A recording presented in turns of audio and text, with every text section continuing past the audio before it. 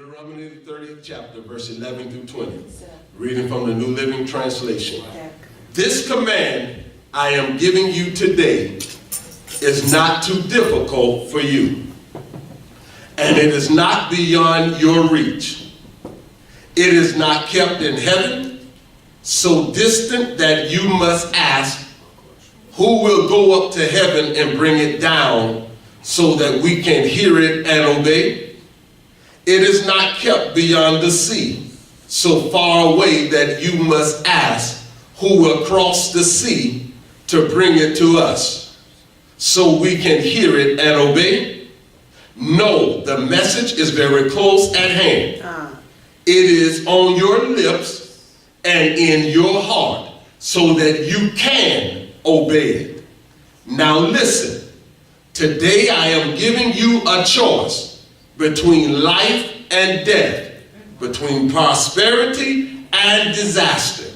For I command you this day to love the Lord your God and to keep his commands, decrees, and regulations by walking in his ways.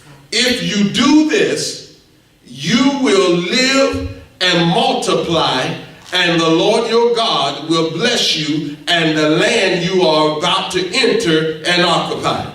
But if your heart turns away and you refuse to listen, and you are drawn away to serve and worship other gods, then I warn you now that you will certainly be destroyed. You will not live alone.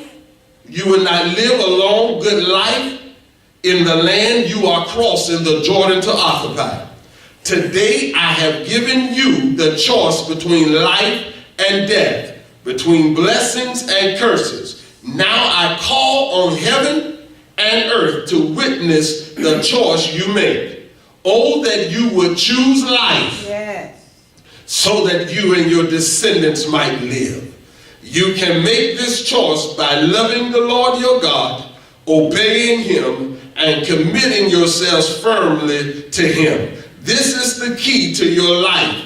And if you love and obey the Lord, you will live long in the land the Lord swore to give your ancestors, Abraham, Isaac, and Jacob. I want to talk to you for just a little while. Make a decision. All right. All right. That's all the Lord said. That's it. I sat at the computer. I left prayer yesterday, and I was tired, and I sat at the computer, and I told my wife when we left, I said, man, this is strange. That with all of this prayer and fasting, because the Lord took me longer on the fast, I don't even have a thought to preach on. And usually I have at least a thought during the weekend, and I got something that's on my mind and I'm working on something, but absolutely nothing. And so I go home and I go to the computer, just, and because I'm using the computer Bible, and I'm just going through it to see, man, this, and I think I got something, and I go to read it, and I can't even force it to fit. And so I try a little bit more, and I can't get it to fix. I get some coffee. And I drank a little coffee, hoping that this is going to help me be alert and all. And so I finally said, okay, God, I can't do this no more. I know that's right. So you're going to have to give me something to give to your people. So I went upstairs, Ella Jr. I left the computer, went upstairs, took my clothes off to put on something to just lounge around in. And while I was taking my clothes off, the Lord put this in my heart. So I decided that, well, I'm still going to lay down because I done came up here to lay down because I'm tired. I really am tired. And so when I lay down in the bed and I figure, and I look and find that this chapter, this passage that I'm looking at, and the Lord said, make a decision. I got up and I went back down. And usually when I'm preparing to speak, and I done shared my message with some people, I can have 3 or 4, 5 pages of stuff, and all y'all might hear is 10% of it. Because I have a lot of thoughts that come. And wasn't a lot of thoughts that came this time. And he just had me to deal with the scripture and to tell you to make a decision. You can take it as a threat, or you can take it as a warning. I encourage you to take it as a warning. What the Lord has to say to us. Let's go into it. Notice the Lord's approach in this message to his people. He eliminates their excuses, reasons, and justifications before they even get started. That's right. Listen to what he says. This command, this is verse 11, this command I am giving you today is not too difficult for you. This is how he started off. It's not too difficult for you, and it is not beyond your reach. You can do it. This is what God is saying. It is not kept in heaven, so distant that you must ask, well, who's going to go up there and get it from heaven and bring it down so we can hear it and obey? He said, no, it ain't about that. It's not kept beyond the sea, so far away that you must ask who will cross the sea to bring it to us so that we can hear it and obey. Absolutely no excuses. No excuses. Listen to verse 14. Oh my. No, the message is very close at hand. Yes. It is on your lips and is already in your heart. And God is saying, make a decision. Make a decision. Make a decision. It's already there. It's on your lips and it's in your heart. Make the decision. My God. Notice, oh God. Listen, you and I don't have any excuses today in making a decision in regards to what God is saying to us. Just as the people didn't have any excuses when he spoke to them in this passage.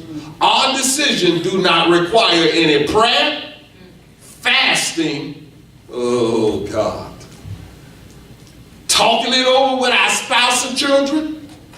There's no money issue involved. There's no special skills or planning that is required.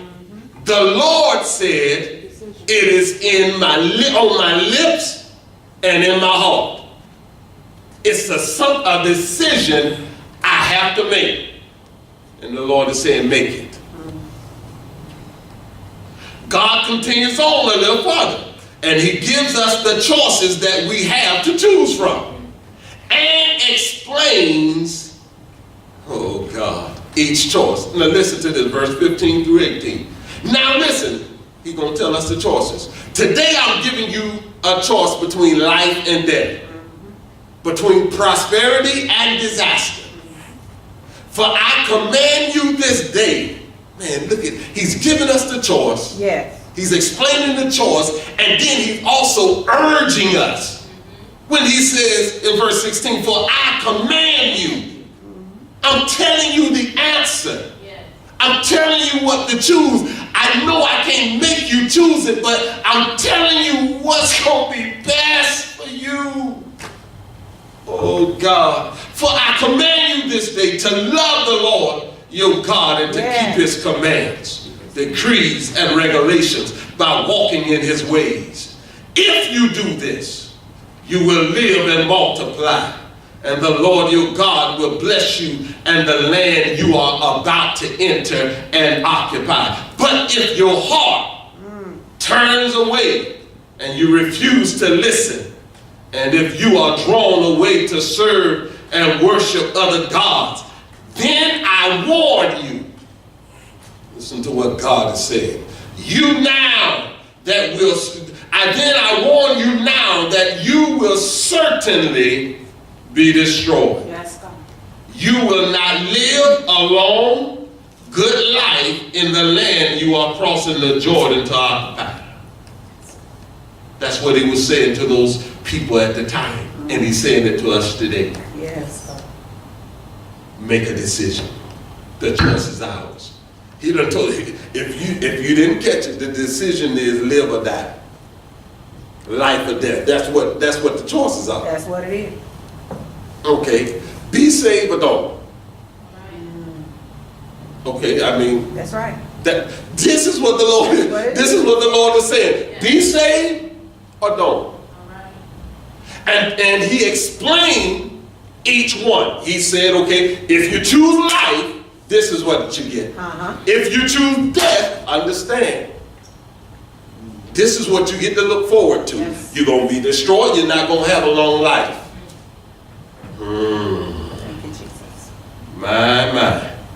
Let's keep going because I'm going to hit it like God gave it to me and I'm off of it. God takes it a little further and reiterates the choices we have to choose from. Yeah. And let us know the choices we make today is being recorded. Yes, sir. In heaven, this is what the Bible says, and earth. So before you say in your heart or head anything crazy about me, Pastor Washington, or against what I am saying, please understand heaven and earth, according to the scripture, is recording your decision. Word for word and the intent. That's right. This is what the scripture says, that it's being recorded. That's right. God said, I called on heaven and earth to witness this. Oh, God. God goes on to plead with the people just as he's doing with us. Yes, Lord. To choose life, but the ultimate choice is ours. So this can't be lip service only. Remember, heaven and earth is not only recording word for word, but our intent. That's right. So please understand, we can't make a decision to live and not change. That's right. Immediately. Yes, Lord. Because if I'm going to make a decision to change, to live, I have to change. Yes. I cannot live and keep dying. The Lord is saying, you got to choose. It don't mean all your problems are going to go away. It don't mean all my problems are going to go away. But it is important that I choose the choice today. I make the decision. Man. That God, I'm going to live. Yes. And so if I've been calling myself living, dibbling and dabbling, that's not living. Amen. He wants us to make the choice that I'm going to live with the intent that I'm going to live. Please understand, we can't make a decision to live and not change immediately. Verse 19 said this, today I've given you the choice between life and death, between blessings and curses. Now I call on heaven and earth to witness the choice you make. Oh, that you would choose life. Yes. Listen to God pleading with us. Yes. Oh, that you would choose life so that you and your descendants might live. Let's not bring undue stuff on our family. Amen. Yes, amen. God said, oh, that we would choose life. People of God, choose it. Yes. Choose it. God further explains the choice he wants us to choose. And he explains the benefits of making the choice he wants us to choose. He goes on to explain what we need to do to maintain the choice, which is to get serious in our relationship with him and to walk a tight walk, because this is key to our life. Listen to verse 20. You can make this choice by loving the Lord your God, obeying him. Listen to this part. Y'all, you have it on the board? And committing yourself firmly to him. This is the key to your life. Yes, Lord Jesus. Man, you don't have to look for any clues. Thank you, Lord. He's given us all the clues. Amen. He's letting us know that we need to commit ourselves firmly. Yes. We've done got a little too loose. Right. And the Lord said, tighten it up. Make the decision. Because we can't straddle the fence. It's getting close to spitting and spewing out time. And we don't need to be spewed out. So he said, tighten it up. Commit yourself firmly to him.